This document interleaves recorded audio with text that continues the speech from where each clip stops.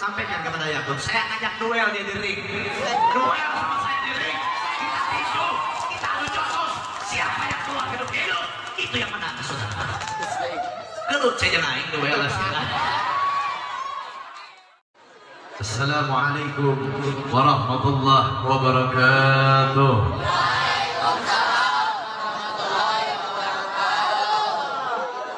Alhamdulillah. Alhamdulillah al-qawi sultan al-wadih al-burhan al-mabsut fil wujud karamah wa ihsan.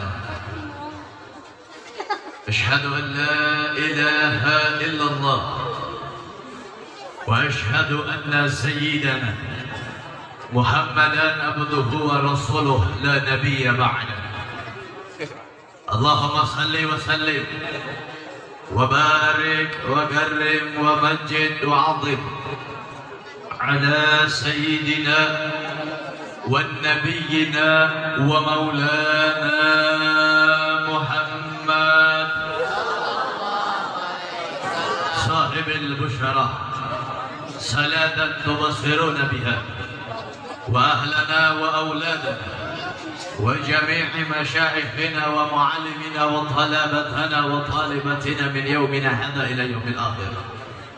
سبحانك لا علم لنا إلا ما علمتنا إنك أنت العليم الحكيم. رب اشرح لي صدري ويسر لي أمري واحلل عقدة من لساني يفقهوا قولي. اللهم بارك لنا في الرجب وشعبان وبلغنا رمضان. اللهم بارك لنا في الرجب وشعبان وبلغنا رمضان. اللهم بارك لنا في الرجب وشعبان وبلغنا رمضان. آمين يا رب. Yang sama-sama kita muliakan, yang sama-sama kita hormati kepada segenap para alim ulama, para kiai, para ustadz, para ajengan, para masyayikh, para tuan guru sekalian, wabil khusus kepada seluruh staf pengajar, seluruh keluarga besar Pondok Pesantren Miftahul Ulum yang hadir pada ini malam, wabil khusus daripada guru besar kita, pimpinan Pondok Pesantren Miftahul Ulum, Kiai Haji Dede Ridwan. Kita doakan mudah-mudahan beliau beserta keluarga besar Miftahul Ulum beserta para ulama lain yang mohon maaf tidak bisa saya sebutkan namanya satu persatu, tapi kita doakan mudah-mudahan para ulama, para guru, para masyayikh, para ustadz, keluarga besar Pondok Pesantren Miftahul Ulum selalu senantiasa Allah panjangkan umurnya, Allah sehatkan jasmani dan rohaninya, Allah berkahkan langkah perjuangan dakwahnya. Mudah-mudahan Allah jadikan Pondok Pesantren Miftahul Ulum yang diberkahi oleh Allah Subhanahu wa taala. Santriawan, santriawatinya dijadikan murid-murid yang mendapatkan ilmu yang barakah. Dan juga kita doakan kepada para habaib kita yang hadir pada ini malam, Sayyid Al-Habib Ja'far Sadiq, Sayyid Al-Habib Saddam Hussein. Kita doakan mudah-mudahan para habaib kita wabil khusus untuk imam besar kita Al-Habibana Muhammad Rizik bin Hussein bin Syihab, Habibana Bahar bin Ali bin Ismi. Mudah-mudahan Allah panjangkan umur beliau, Allah berikan kesabaran kepada beliau, Allah menangkan perjuangan beliau, Allah hancurkan musuh-musuh agama. Mudah-mudahan Habib Rizik cepat dibebaskan oleh Allah Subhanahu wa taala. Amin ya Rabbal. Juga kepada para aparatur pemerintah dari jajaran RT, RW, lurah, aparatur keamanan sipil ataupun non sipilnya, dan juga salam penghormatan saya berikan khusus kepada seluruh jamaah hadirin wal hadirat, muslimin wal muslimat, mu'minin wal mu'minat yang hadir pada ini malam, yang berkumpul bersama kita menggapai daripada ridha-Nya Allah Subhanahu wa taala. Bersama-sama kita menggapai ridha-Nya Allah, menggapai maghfirah-Nya Allah, yang mana alhamdulillah Allah masih mengizinkan kita pada malam hari ini untuk bersama-sama menggapai dan berkumpul di tempat yang dimuliakan oleh Allah Subhanahu wa taala. Kita minta kepada Allah, mudah-mudahan dengan keberkahannya kita berkumpul pada ini malam, dengan keagungannya kita berkumpul pada ini malam, dengan berkumpulnya kita bersama orang-orang yang saleh, di tempat yang baik, di tempat yang mulia. Mudah-mudahan tidaklah kita pulang dari tempat ini kecuali seluruh dosa-dosa kita diampuni oleh Allah Subhanahu wa taala. Dosa keluarga kita diampuni oleh Allah. Dosa ibu dan bapak kita diampuni oleh Allah. Yang sedang sakit Allah angkat penyakitnya. Yang sedang susah Allah berikan kebahagiaan kepadanya. Yang belum bertemu jodoh Allah pertemukan jodoh yang saleh dan salehah. Kita di saat akhir hayat nanti kita meninggal di dalam keadaan husnul khatimah. Amin ya rabbal. Alhamdulillah, segala puja beserta puji kita haturkan kehadiran Allah Subhanahu wa taala. Dan juga saya bersyukur alhamdulillah pada kesempatan kali ini saya masih bisa dikumpulkan di tempat yang mulia. Alhamdulillah, 2 kali kita sudah berkumpul di tempat ini. 2 kali kita sudah berkumpul di tempat ini. Mudah-mudahan perkumpulan seperti ini menjadikan sebuah saksi nanti di yaumil qiyamah. Kita bisa berkumpul bersama orang saleh, bisa berkumpul dengan Allah, bisa berkumpul dengan Nabi di surganya Allah Subhanahu wa taala. Amin ya rabbal. Alhamdulillah, Allah memberikan kepada kita nikmat. Allah menganugerahkan kepada kita nikmat. Allah masih mengizinkan kita berkumpul pada tempat ini. Wa may yuridillahu khairan falyufaqihu fid-din. Barang siapa yang Allah menghendaki sebuah kebaikan kepadanya, Allah akan kumpulkan orang tersebut. Allah akan berikan kemudahan kepada makhluk tersebut untuk memahami daripada ilmu agamanya Allah Subhanahu wa taala. Dan Allah masih mengizinkan kita yang kemarin kita kumpul di tempat ini, dan sekarang kita kumpul di acara pada malam, pada acara yang diberkahi oleh Allah Subhanahu wa taala.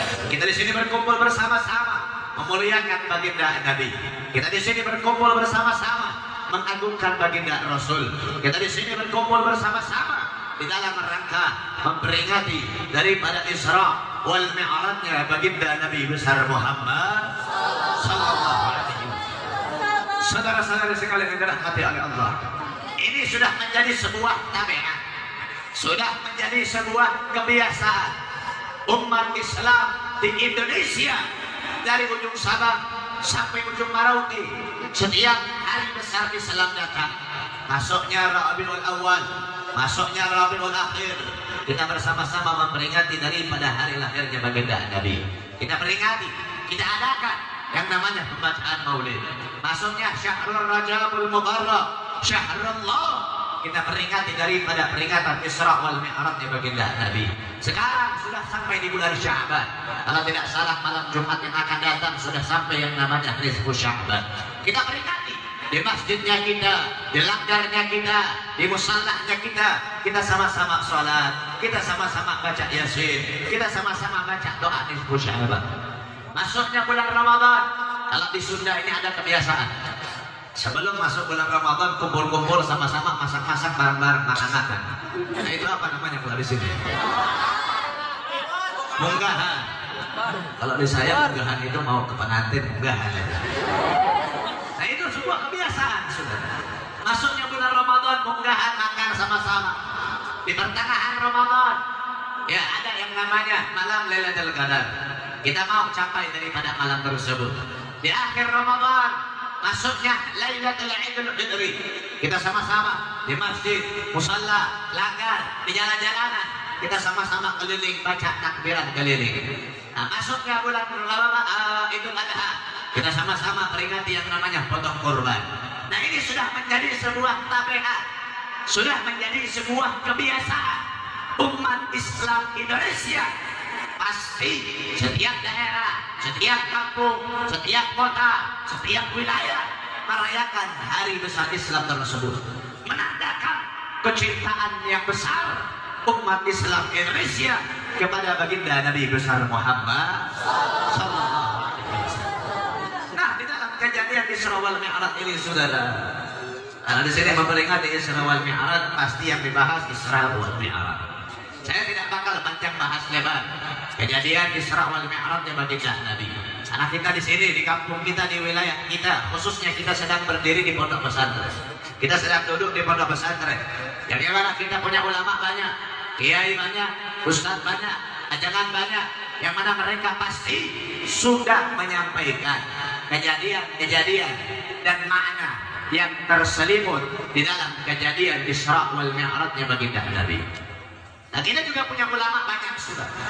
Kita punya ulama banyak dari ulama-ulama salaf kita, ulama-ulama zaman dulu yang mereka bermujahadah, mereka berijtihad, mereka berusaha, mereka mengarang dari berbagai macam kitab yang menjelaskan, yang menerangkan kejadian Isra wal Mi'rajnya baginda Nabi.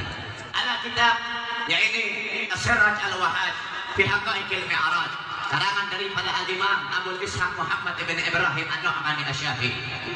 Ada kitab Al-Mi'raj, karangan daripada Al-Imam Abdul Karim Abu Qasim Al-Qusairi. Ada kitab Ar-Risalah fil Mi'raj, karangan daripada Al-Imam Muhammad ibn Ali Abu Hasan Al-Lakhmi. Ada kitab Al-Ayatul Kubra fi Syarah Qissatul Isra, karangan daripada Al-Imam Suyuti. Ada kitab yang biasa dipelajari oleh para santri, Hasyiyah Ad-Dardir, karangan daripada Al-Imam Abdul Barakat Ahmad Ad-Dardir. Ada kitab Tajul Imtihad ala Nuril Wahaj yang dikarang oleh Al-Imam Muhammad Al-Barzanji kalau tidak salah namanya. Ada masih banyak lagi para kitab-kitab para ulama yang mereka semuanya mengarang, menjelaskan tentang kejadian Isra wal Mi'rajnya baginda Nabi. Sedikit yang saya jelaskan pada ini malam merujuk kepada kitab-kitab yang saya sebutkan. Jadi maaf kalau yang namanya kejadian Isra wal Mi'raj disampaikan tanpa merujuk kepada kitab, tanpa merujuk kepada marjah ulama, berarti yang menyampaikan merasa dirinya lebih paham, merasa dirinya lebih baik daripada ulama-ulama yang mengarang daripada kitab-kitab tersebut. Nah, di dalam kitab tersebut sudah jelaskan kejadian Isra wal Mi'raj ini. Sebelum saya jelaskan, ketika ada sebuah kejadian pasti ada sabab dan musabab. Ketika ada sebuah perkara pasti ada sebuah pelantaran. Nah, kejadian Isra wal Mi'rajnya baginda Nabi ini adalah sebuah hadiah, hadiyatun min Allah, hadiah dari Allah yang Allah berikan khususnya kepada baginda Nabi besar Muhammad sallallahu alaihi wasallam. Hadiah atas apa, saudara? Karena pada tahun diberangkatkannya Nabi Isra wal Mi'raj ini adalah tahun Amul Huzun ataupun tahun kesedihan.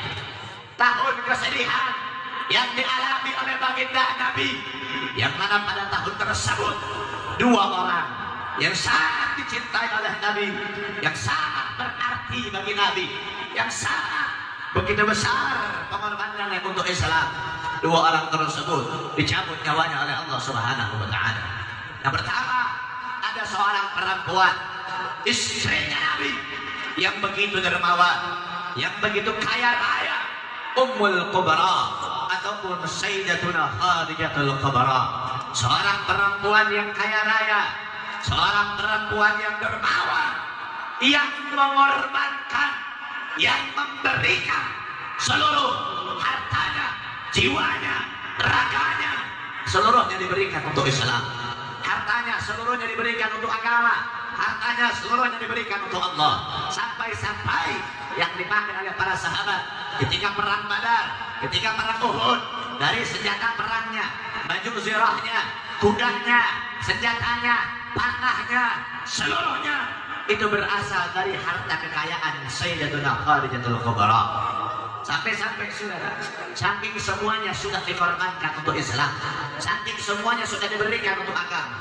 Di saat tersebut, di akhir hayat, detik-detik akhir hayatnya Sayyidatuna Khadijah, beliau mengatakan kepada anaknya, wahai Fatimah, tolong sampaikan kepada ayah, di saat nanti aku meninggal, aku hanya meminta satu potong jubahnya Nabi untuk aku gunakan sebagai untuk kain kafanku.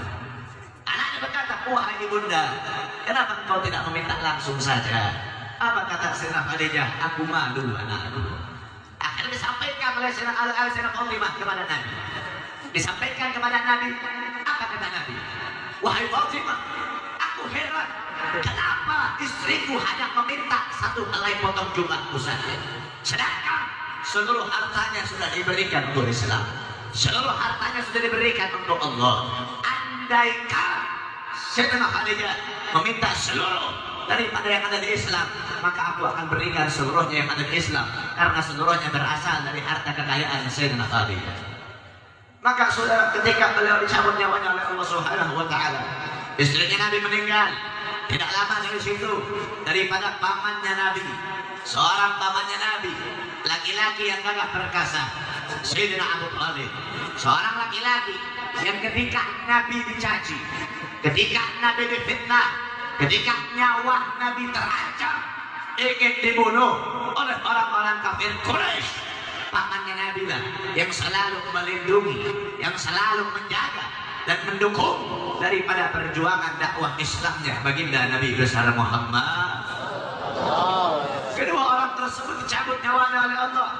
Nabi bersalih, maka Allah berikan hadiah kepada Nabi. Allah perjalankan Nabi Isra wal Mi'raj dari Baitul Haram ke Baitul Maqdis, dari Baitul Maqdis ke Hawa, ke arsy Allah, berjumpa dengan Allah Subhanahu wa Ta'ala.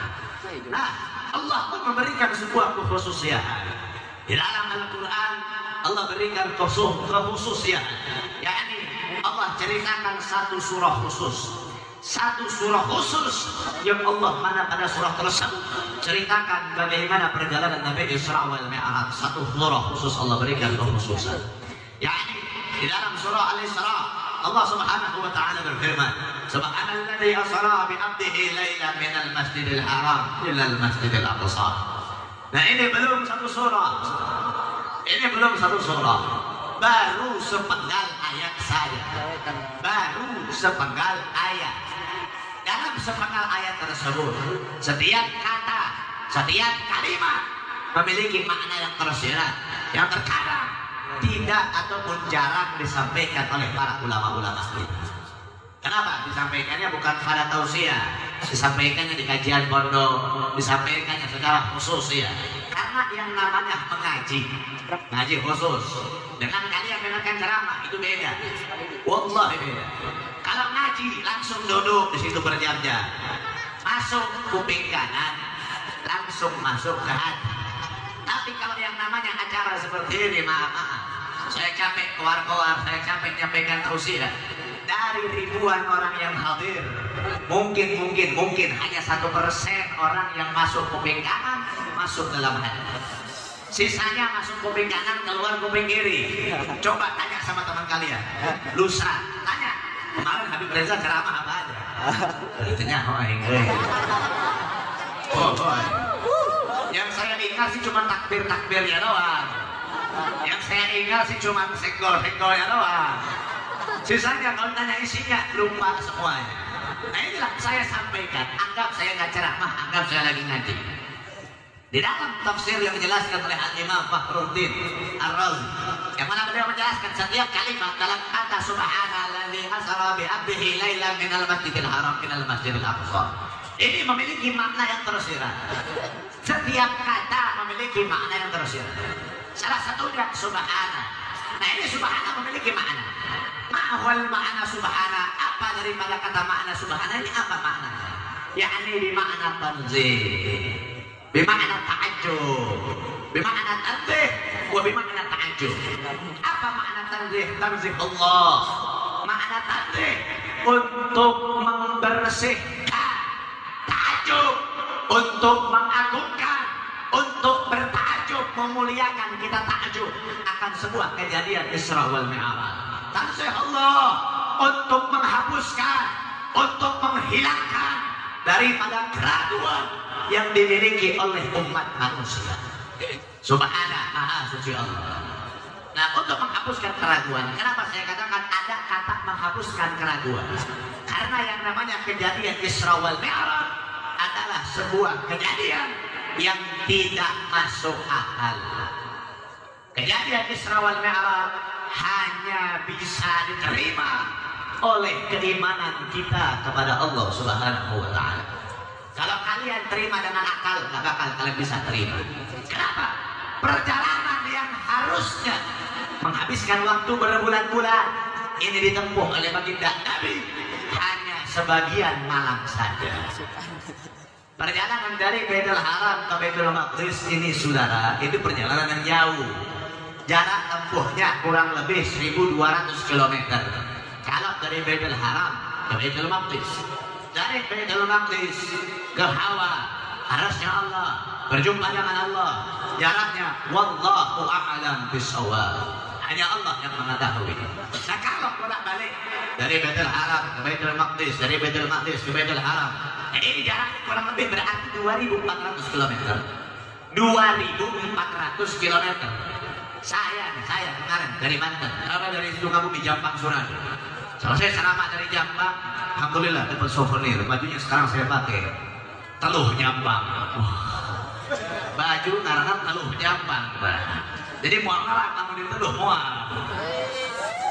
Datang dari Jampang berangkat ke sini itu dari Tasikmalaya, dari Jampang ke Ciamis 300 kilo lebih. 300 kilo lebih, perjalanan 8 jam. Dari subuh sampai sana tadi saya Ciamis itu jam 11 setengah 12.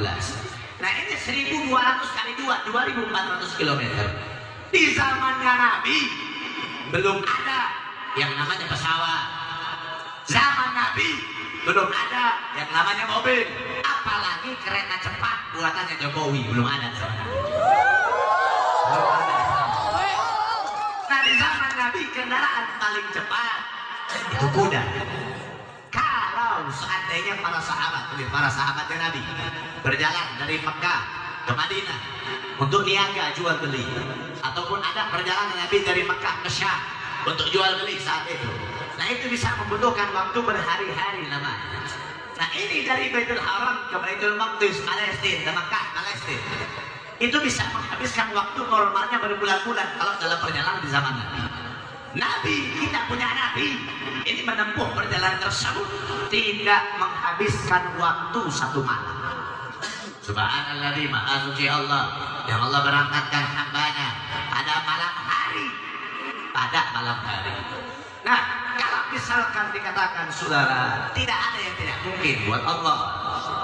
Allah yang berangkatkan Nabi, Allah yang menciptakan surga dengan nikmatnya, Allah yang menciptakan neraka dengan azabnya, Allah yang menciptakan bumi dengan isinya, Allah yang menciptakan saya dengan kalian, yang sebaik-baiknya ciptaan, yang tidak ada manusia yang bisa menciptakan manusia kecuali Allah Subhanahu wa ta'ala. Jadi saya tanya, jawab yang kompak, siapa yang maha agung? Siapa yang maha bisa? Siapa yang memberangkatkan Nabi? Siapa yang menciptakan dunia?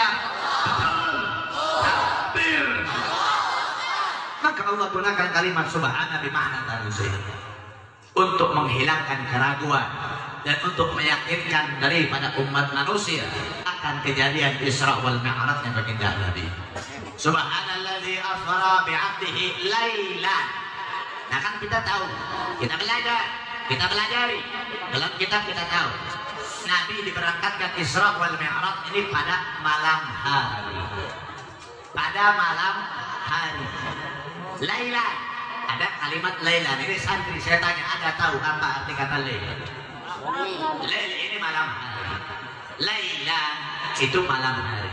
Yang belajar tahu, belajar sorot pasti tahu dalam kalimat lailan itu ada tanwin nakirah.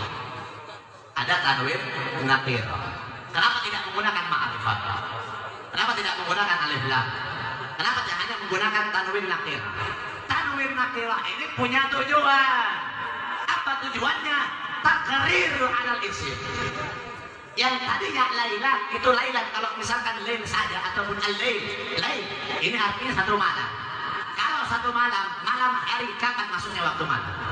Terbenamnya matahari sampai terbitnya fajar. Masuknya waktu maghrib sampai masuknya waktu fajar. Itu malam hari. Nah, karena adanya tanwin nakirah dengan tujuan takriru alal isim, mengurangkan, mengecilkan, memekis daripada isim yang ada tanwin nakirah tersebut, maka yang tadinya satu malam menjadi sebagian malam saja. Yang tadinya satu malam menjadi sebagian malam, entah 1 jam, entah 2 jam, entah 3 jam. Wallahu a'lam bishawab. Tapi yang penting bukan satu malam tentu. Bahkan ada sebuah ibarat, sebuah peribaratan. Nabi berangkat Isra wal Mi'raj dari Baitul Haram Baitul Maqdis, kembali lagi ke arsy Allah, kembali lagi langsung ke Baitul Haram. Itu saat Nabi pulang, tempat tidurnya Nabi masih hangat. Tempat tidurnya Nabi masih hangat, seakan-akan baru ditinggalkan oleh Nabi yang bangkit dari tidurnya. Contoh deh, saya cara masih jatuh sini. Yang maksud saya, kalian kalau bangun dari tempat tidur kalian, itu pasti masih hangat. Entah hangat karena aura tubuh kalian, atau hangat karena kalian mimpi basah. Kalau mimpi basah, bocor. Gak pakai nontrok dia. Bocor jadinya, kencing ngompol dia. Nah, ini menandakan apa? Berarti Nabi melaksanakan Isra wal Mi'raj tidak menghabiskan waktu yang lama. Jadi hanya sebagian malam, bahkan saking ibarat sebentarnya Nabi berangkat itu tempat tidurnya Nabi masih hangat, kembali pulang masih hangatnya juga. Jadi seakan-akan baru ditinggalkan oleh orang yang bangkit dari tempat tidurnya. Terus ada lagi yang mengatakan begini, Bib, saya pernah dengar hadis yang diriwayatkan oleh Sayyidatina Aisyah, yang mana hadis tersebut mengatakan Nabi berangkat Isra wal Mi'raj, jasadnya tempat utuh di jasadnya Nabi, jasadnya tetap ada di tempat tidurnya Nabi. Nabi itu berangkat Isra wal Mi'raj hanya dengan ruh, tidak dengan jasad. Nah, mana pendapat yang benar? Nah, ini pendapat jumhur ulama, pendapat yang paling kuat, pendapat yang paling muktamad, pendapat mayoritas ulama. Mereka semua sepakat Nabi itu diberangkatkan Isra wal Mi'raj, ruh beserta jasad, jasad beserta ruh, sebagaimana dikatakan oleh Al-Imam Fakhruddin Ar-Razi, yang mana beliau mengatakan dalam kalimat abdi, subhanalladzi asra bi abdihi, dalam kalimat bi abdihi inilah yang mana beliau mengatakan sepakat Nabi diberangkatkan Isra wal Mi'raj itu ruh dengan jasad. Beliau mengatakan kalau seandainya Nabi ini berangkat Isra wal Mi'raj ruhnya saja, mungkin Allah akan berfirman subhanalladzi asra bil ruhi, subhanalladzi asra bil ruhi. Mungkin kalau seandainya Nabi berangkat Isra wal Mi'raj itu hanya dengan jasad, tidak dengan ruh, mungkin Allah akan berfirman subhanalladzi asra bil mayyiti. Nah, dikarenakan Allah ini berangkatkan Nabi Isra wal Mi'raj ruh beserta jasad, maka Allah berfirman subhanalladzi asra bi 'abdihi. Abdi asrul abdun, abdi arti kata abdun, abdun memiliki makna arti bahasa seorang hamba. Saya, kalian ini adalah seorang hamba, hambanya Allah yang kita beriman kepada Allah, bertakwa kepada Allah secara yaqadha, bisa merasakan, bisa mendengar secara sadar. Maka dengan inilah Al-Imam Fakhruddin Ar-Razi, mereka beliau mengatakan semangat Nabi itu diberangkatkan Isra wal Mi'raj ruh dengan jasadnya. Sudah. Kira-kira sampai sini jelas? Sampai sini paham? Jam 10 lanjut mual. Jam 10 lanjut mual. Sampai jam 11 sudah. Ya. Penting-penting kayak nama. Soalnya dia langsung mengganti Kamanten. Dia sumpah ya jadwal. Tasik 14, 15 Banten Lewi Daman, suku Baduy kah 5 menit kata. Di suku Baduy kalau Lewi Daman tanggal 16 Tasik Malaya Ciawi. Ciawi Tasik. Jadi nggak di Tasik Banten balik deh ke Tasik. Kayak kosio yo bolak-balik gue. Tak kira aing mah nyesel sumpah. Sumpah cara di IC kamar nyesel aing ngomong singgolong. Jadi namun aing datang aing malah disebut kotolak apa ya? Biasa Ustaz disebut kotolak apa turun beunah dengan aing. Iya aing datang disebut saya pakai. Lanjut. Nah, ini pada kejadian Isra wal Mi'raj ini saudara adalah sebuah kejadian yang mana pada kejadian ini yang mengagungkan Nabi, yang Nabi itu telah agung, yang memuliakan Nabi, yang Nabi itu telah mulia. Jadi maaf kalau ada ustaz, kalau ada kiai, ada ajengan, sekalipun habib yang menyampaikan tausiahnya, di dalam tausiahnya Nabi diberangkatkan Isra wal Mi'raj itu dibelah dadanya. Setelah dibelah dadanya, diambil hatinya Nabi, dibersihkan dari kotoran. Enggak ngaji berarti ini ustaz, tidak mengaji berarti yang namanya ini habib. Kenapa saya bisa katakan salah? Karena maaf saudara, Nabi ini mulia, Nabi ini agung, tidak ada kotoran di dalam dirinya, tidak ada kotoran dalam diri Nabi. Apapun dalam tubuh Nabi suci, apapun dalam tubuh Nabi bersih. Ini ada sebuah kejadian. Nabi saat itu buang air kecil di dalam sebuah wadah. Dalam sebuah wadah seperti apa namanya? Guci kecil begitu. Nah, itu dibuang dalam hal itu. Kencingnya Nabi dibuang. Nggak sadar Nabi tinggalkan. Selesai Nabi berbersih segala macam. Toharo selesai Nabi tinggalkan. Belum Nabi buang itu kembali.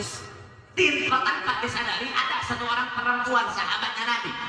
Ngambil wadah itu, dia nggak tahu ini air kencingnya Nabi. Diminum sama ini perempuan. Diminum sama ini perempuan. Akhirnya Nabi marah. Kenapa kau minum itu? Itu air kencing. Apa kata ini perempuan? Wallahi Rasul, wallahi billahi Allah, wahai Rasul, tidak pernah aku meminum air yang paling segar, yang lebih segar dari air ini. Kata itu. Kencingnya Nabi bersih. Bahkan sampai ada sebuah kejadian. Nabi habis selesai hizamah, tahu hizamah? Bekam. Selesai bekam, darah bekam itu saya mau tanya, kalau kita bekam, darah bekam kita manusia, darah bekam, darah yang keluar dari bekam itu darah bersih atau darah kotor? Darah kotor.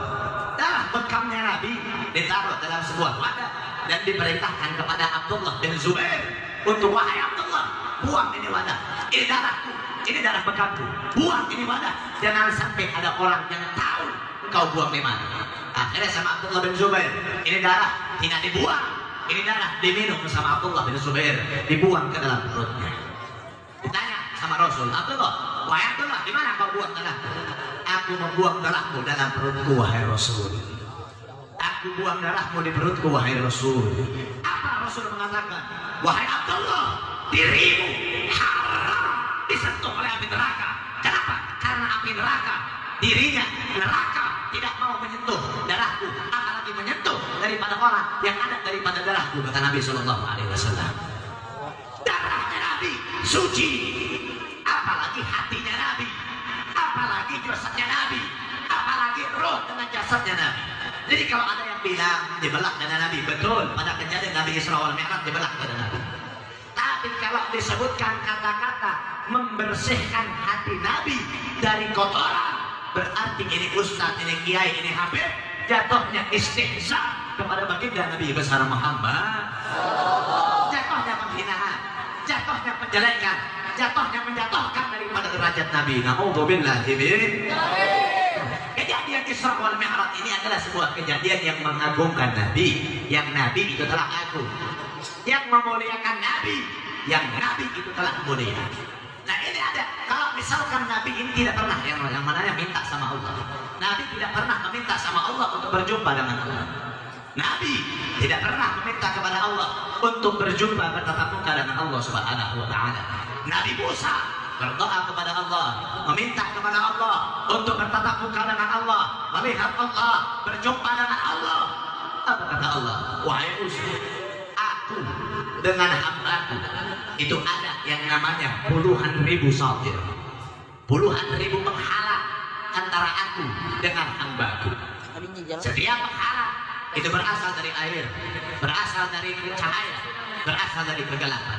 Yang mana seandainya kita, saya, kalian mendengar gemuruh air, setiap satir penghalangnya Allah satu saja, satu penghalangnya Allah itu berasal dari air.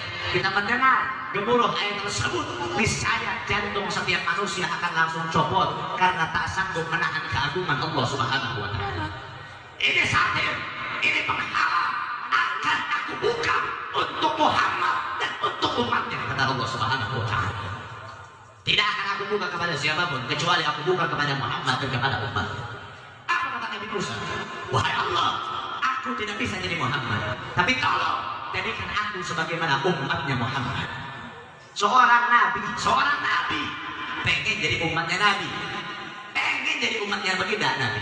Lah kita umatnya Nabi terkadang tidak bersyukur kepada Allah sudah dijadikan sebagaimana umatnya baginda Nabi besar Muhammad.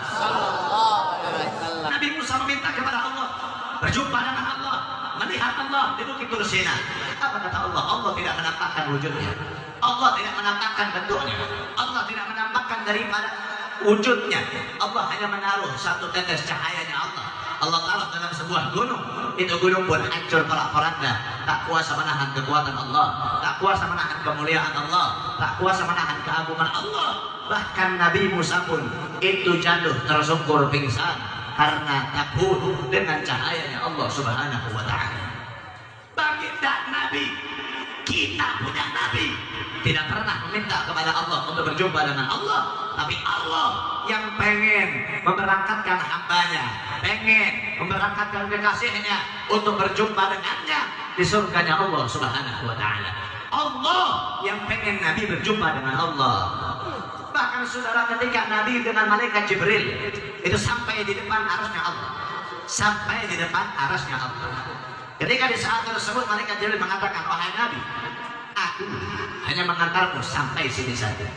Aku tidak bisa mengantarkanmu masuk ke dalam berjumpa dengan Allah Subhanahu wa ta'ala. Karena apabila aku berjumpa dengan Allah, maka aku hancur, maka aku binasa. Karena aku seumur hidup sekalipun aku malaikat yang menyampaikan firman Allah, aku tidak pernah berjumpa dengan Allah Subhanahu wa ta'ala. Nah ini kita punya Nabi sudah masuk ke dalam arasnya Allah secara roh, secara jasad, berjumpa dengan Allah, bertatap muka dengan Allah.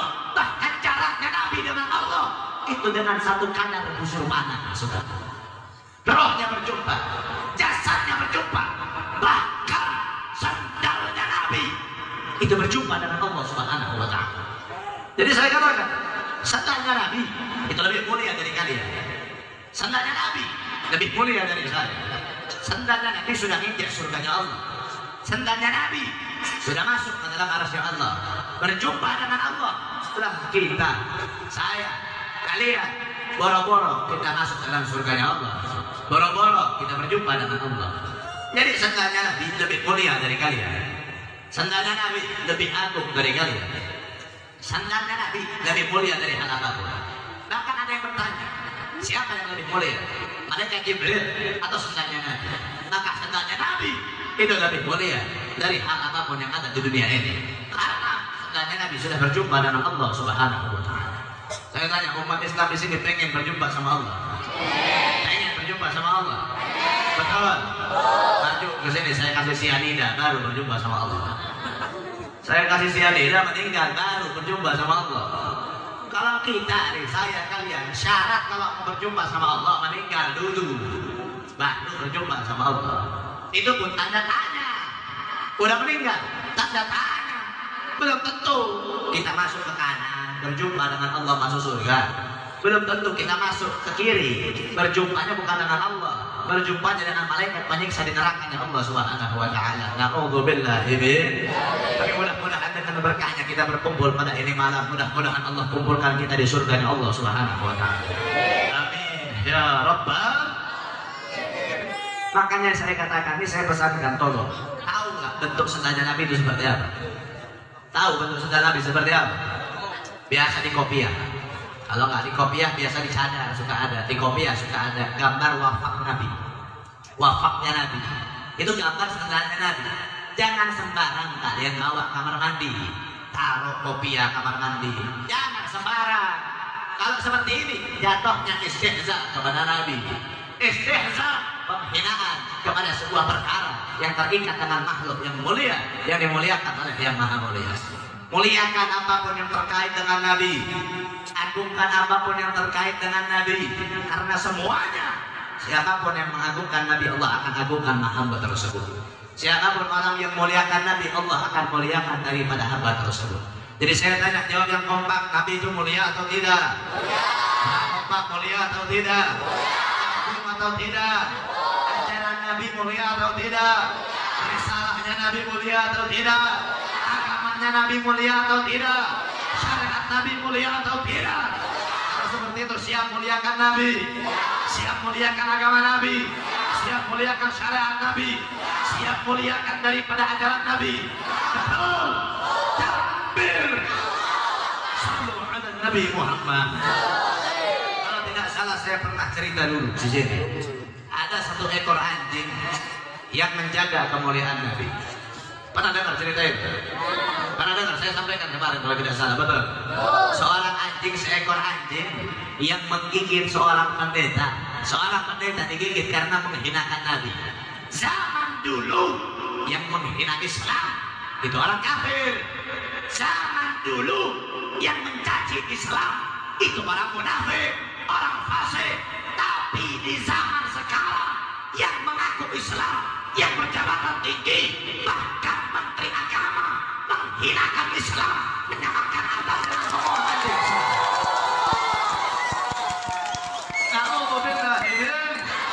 Jadi yang Islam ini itu lebih kafir daripada yang kafir, saudara. Dulu orang kafir menghina agama. Lah ini jabatannya mah Islam, kiai, haji, menteri agama. Tapi menghinakan adzan disamakan dengan gonggongan anjing. Naudzubillah. Ini gua kasih tahu, si Yakut waktu lahir nggak dikasani. Si Yakut waktu lahir digonggongin sama anjing, makanya gedenya begini. Jadi nanti kalau si Yakut meninggal, bentar lagi nih Yakut meninggal nih. Nanti kalau si Yakut meninggal, jangan suruh orang buat azan depan jasadnya. Panggil anjing, suruh gonggong depan jasadnya. Maka saya sampaikan, tolong dengarkan baik-baik. Saya sampaikan surat terbuka kepada yang terhormat Presiden Joko Widodo. Pak, tolong saya minta dengan hormat kepada Bapak untuk menurunkan, mencopot jabatan Yakut dari Menteri Agama. Kalau seandainya Bapak tidak menurunkannya, Bapak tidak mencopot jabatannya, saya minta kepada Bapak untuk turun dari presiden sekarang juga.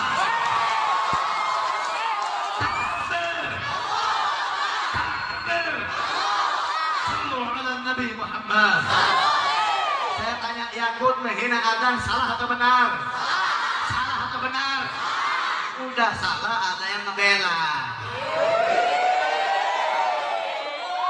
Salah, dibela. Mujanda ngomong. Mujanda. Kalau Abu Bakar itu kan artinya ayah daripada perawat. Ini Abu Janda, saudara. Hobinya nyanda kabeh. Terus Abu Janda ngomong begitu. Ngapain sih Yakut itu disalahkan? Yakut tidak salah. Yakut tidak memberikan kata azan dalam perkataan. Memang saya betulkan, Yakut tidak menyebutkan nama azan di dalam kalimat penghinaannya. Yang dia sebutkan, apa yang disebutkan? Pengeras suara di masjid itu mengganggu. Sama seperti kalau kita punya tetangga pelihara anjing, kita terganggu dengan gonggongan anjing tersebut. Saya tanya, di masjid dengan tawanya yang keluar dari tawa masjid apa? Selain adzan apa? Sholat, ngaji Al-Quran, sholawat, itu yang keluar dari pengeras suara masjid. Yang saya heran apa? Masyarakat Indonesia menuntut, Pak, turunkan harga BBM, Pak, turunkan harga minyak. Minyak tidak turun, BBM tidak turun, sembako tidak turun. Lah yang turun malah suara masjid. Selamat datang di negeri Wakanda Indonesia. Na'udzubillah min. Udah deh, saya minta tolong dengerin ya, dengerin. Saya heran, Yakut udah tahu salah, dibela lagi. Bela kemarin, aksi bela Yakut. Ini orang yang aksi bela Yakut ini belajar. Saya nih ususmu bela Yakut 3 hari. Iya, kebanyakan pisannya dalam hati. Aduh, giliran Al-Quran dihina nggak mau ngebela. Giliran Al-Quran dihina, kemana muka lo? Nabi dihina, kemana muka lo? Giliran Al-Quran dihina, nggak ada. Giliran Yakut bos besarnya dihina, wow. Lumayan, bungkus kasih bungkus. Ini rombongan nasi uduk ini, saudara. Rombongan nasi uduk. Mereka bilang begini, Beb, ngapain sih membela Nabi? Ngapain bela syariat Nabi? Dulu Nabi dicaci, Nabi nggak marah. Dilempari batu, Nabi nggak marah. Betul, Nabi nggak marah. Nabi Nabi dihina, tidak marah. Dicaci, tidak marah. Beda. Itu syariatnya. Kalau syariat yang dihina, agama dinistakan, syariat, hukum Allah yang dinistakan. Nabi yang pertama kali turun di medan peperangan untuk membela agama Allah Subhanahu wa Ta'ala. Jadi saya sampaikan, kalau kalian mau menghina, hina saya, mau caci saya, mau fitnah, silahkan, mau intimidasi, silahkan, mau penjara, saya tidak takut. Tapi satu syarat dari saya, jangan pernah hinakan agama saya, jangan pernah hinakan Nabi saya, jangan pernah nistakan syariat agama saya, jangan pernah ganggu agama saya. Ketika kalian sudah mengganggu agama, menistakan agama, menistakan syariat, menghinakan Allah, menghinakan Nabi, menghinakan ajaran Nabi, maka saya pastikan kepada kalian, demi Allah, saya rela bersimbah darah untuk membela agama sampai detik dalam penghabisan.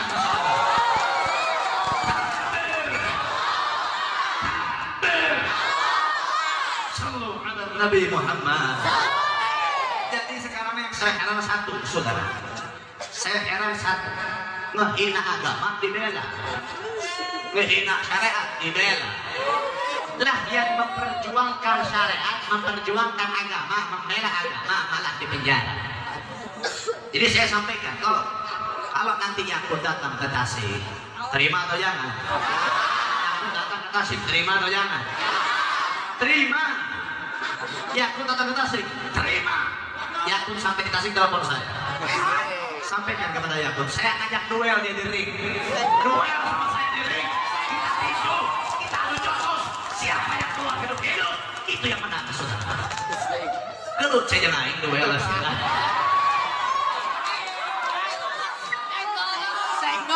Ya, kita batas tuh jabarin pae. Betul. Sekarang yang saya heran begini, saudara, menghina agama dibela, menghina syariat dibela, yang bela agama, bela syariat di penjara. Sekarang kita lihat, Habib Rizik belum bebas sampai detik ini, betul? Habib Bahar kemarin, alhamdulillah udah bebas. Datang Tasik, datang Ciamis, ceramah kemana-mana. Sebulan setelah kebebasannya, beliau di penjara lagi. Tahu kenapa beliau di penjara? Tahu kenapa? Kalian tahu nggak, pagi-pagi itu kadang siang lagi panas dari matahari ada yang jual es krim tuh. Dung. Masalahnya itu awalnya. Selesai 42 pertanyaan keluar. 42 pertanyaan, Habib Bahar bebas keluar. Bebas betul. Di perjalanan pulang diberhentikan oleh satu mobil Land Cruiser. Dikawal sama Henry Davidson. Diberhentikan, ditanya masalah 2 pertanyaan pembantaian kilometer 50. Nggak pakai surat penangkapan, nggak pakai surat pemeriksaan, di jalan langsung ditangkap, dibawa kembali, saudara. Na'udzubillahi min. Resiko nak gitu, saudara. Resiko amal ma'ruf nahi munkar, resiko bela agama, resiko bela syariat begitu. Paling kecil resiko bela agama itu dicaci. Kedua itu dimaki. Ketiga itu diintimidasi. Keempat itu dikriminalisasi. Kelima itu difitnah. Keenam itu dipenjara. Dan ketujuh itu dibunuh. Emang ada Habib yang dibunuh? Bukan sejarah. Sayyidina Umar bin Khattab yang beliau ketika menjadi imam salat subuh dibunuh, ditusuk oleh Abu Lu'lu', orang Persia yang pura-pura masuk Islam hanya untuk membunuh Sayyidina Umar bin Khattab. Kenapa Sayyidina Umar dibunuh? Karena beliau terlalu besar. Beliau tidak pernah takut untuk menyuarakan kebenaran Allah Subhanahu wa Ta'ala. Sayyidina Utsman bin Affan, beliau di hari Jumat sedang membaca surah Al-Kahfi. Datangi rumahnya oleh kaum Khawarij, dipanah Sayyidina Utsman sampai darahnya Sayyidina Utsman jatuh ke dalam Al-Quran di ayat waliyat talattaf. Makanya dalam surah Al-Kahfi di waliyat talattaf itu di belah hitam. Nah itu menandakan darahnya Sayyidina Utsman jatuh kepada ayat tersebut.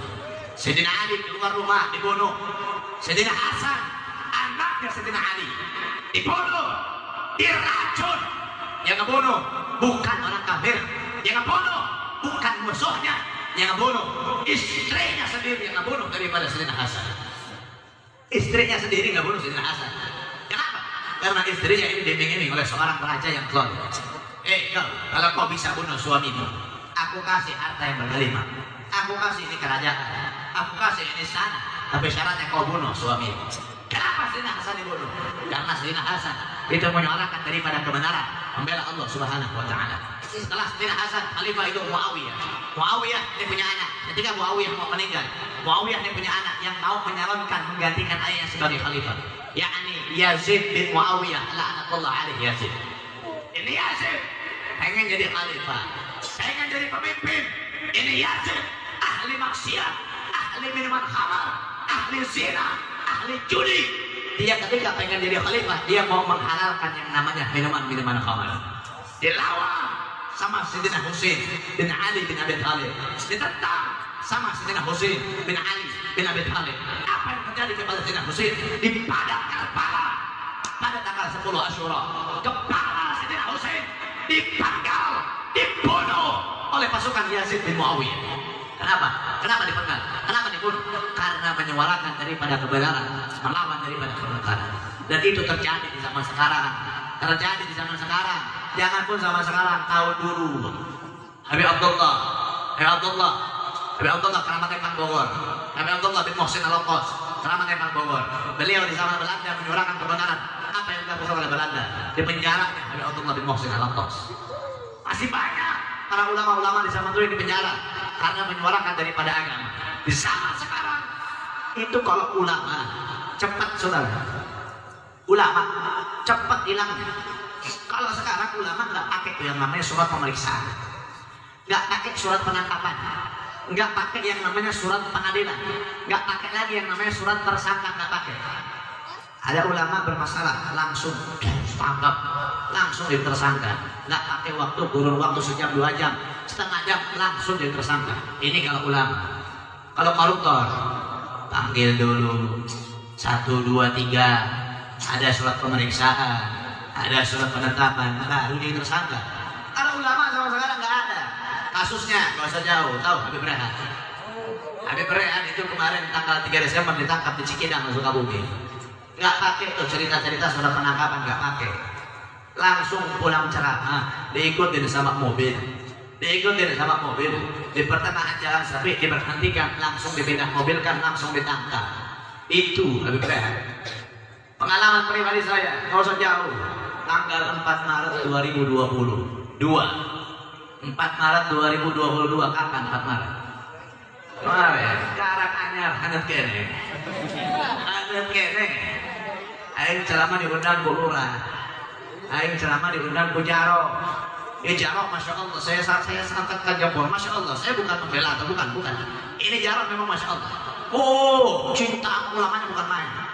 Sekarang apa yang bersama beliau? Dicopot jadi jabatan, lepas jabatan langsung jadi tadi lurah, nggak jadi lurah lagi. Kenapa? Karena undang saya. Saya diundang, saat itu saya ceramah bertiga. Saya, Habib Rehan, sama ada satu lagi Samar Mesem. Koreknya Muammar, nggak datang Muammar, Samar Mesem, Habib Rehan nggak datang. Jadi yang ceramah saya 2, Habib sama Ustaz Samar. Selesai saya ceramah, apa yang terjadi? Datang ke tempat Rehan. Contohnya saya ceramah di panggung. Biasa zaman aing lamun ceramah pun nggak bakar-bakar wae. Bakar-bakar nyebutkan partai. Biasa lagi dan nyindir.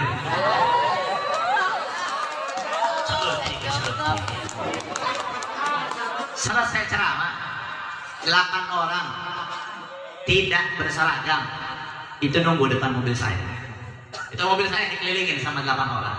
Cek aing untung ya mobil rentalan, mobil aing. Oh, eta bersyukurnya saya ngerental mobil begitu. Alhamdulillah sekarang belum punya mobil. Alhamdulillah. Kode we ya mah.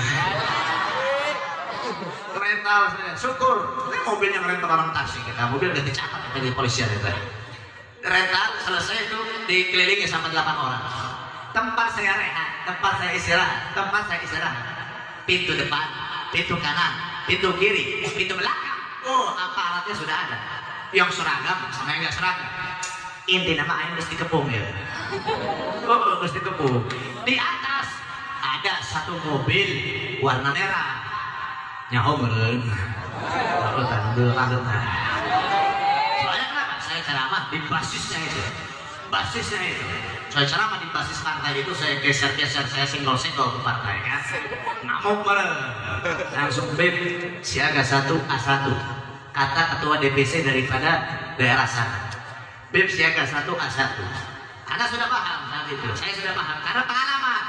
4 Maret 2022 Cikudeng, 4 Desember 2020 Cikudeng, oke ayo kena. Jadi memang kita Masya Allah lah pokoknya. Selesai ya, saya tahu oke siap. Apa yang terjadi?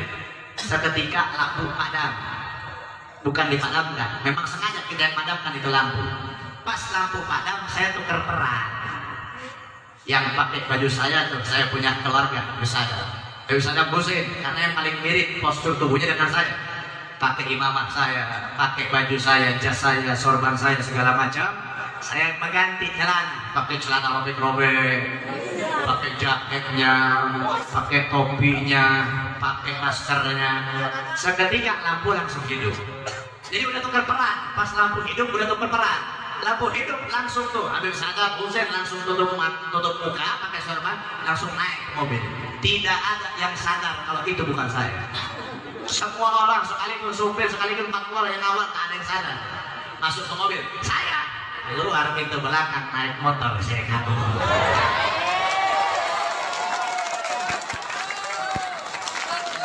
Jadi yang saya heran satu, setiap ada ceramah yang keras, ceramah yang lantang, ceramah yang berani, yang hadir bukan jamaah. Jamaahnya hadir, umatnya hadir, yang cinta sama ulama hadir. Ada juga yang hadir. Pinjam satu. Target operasi terkunci. Itu kan bakso mau hati. Namun terjamaah. Ini suka ada yang suka nyari gara-gara. Jadi ngerekam pas saya ceramah, pas lagi galak-galak dia doang, direkam. Sepotong doang, wah jadi bahan bukti. Siapa ini tukang ada. Wani di tukang keliling-keliling. Wani ngerekam, Wani jadi jamaah, Wani nak jadi tukang bakso. Senggol atuh ka dieu. Wani di tukang, bos panci siapa Wani tukang. Senggol atuh senggol. Di zaman sekarang begini, saudara. Zaman sekarang begini. Jangan aneh. Kenapa? Karena memang sudah waktunya. Sudah waktunya untuk umat tidak berdiam diri. Untuk umat tidak berdiam saja. Udah waktunya bela agama. Udah waktunya bela syariat. Udah waktunya bela hukum Allah. Mau sampai kapan? Coba saya tanya. Mau sampai kapan ulama dipenjarain terus? Nggak cukup Habib Rizik di penjara. Nggak cukup Habib Bahar di penjara. Nggak cukup 6 orang laskar dibantai. Yang lebih saya bikin sakit hati, saya mau tanya, 6 orang laskar dibantai itu sakit hati atau senang? Kalau saya senang. Kenapa? 6 orang laskar merasakan kesenangan mati dalam keadaan syahid membela agama Allah Subhanahu wa Ta'ala. Itu yang buat saya senang. Ada yang mati syahid bela agama. Yang bikin saya sakit hati, pembantai, pelaku penembakan 6 orang laskar hanya di penjara 6 tahun, saudara. Na'udzubillahi min. 6 orang laskar dibantai, yang ngebantainya 6 tahun di penjara, berarti 1 orang laskar 1 tahun. Kalau kayak begini adil atau tidak? Adil atau tidak? Biarkan, saudara. Biarkan 6 tahun di penjara, keluar dari penjara, nyawanya ada di tangan umat Islam, saudara. Takbir. Bebas, saya tak pemantaian. Yang pelaku pantai bebas, culik siapa air. Culik siapa air, bunuh siapa air. Ya. Betul. Sekarang begini saudara, kalau kita sudah menuntut keadilan menggunakan hukum negara Republik Indonesia dan hukum negara tidak adil, biarkan kita tetapkan hukum Allah Subhanahu wa Ta'ala. Betul. Betul. Jadi kalau saya tanya, kira-kira siap bela agama Allah? Siap bela syariat?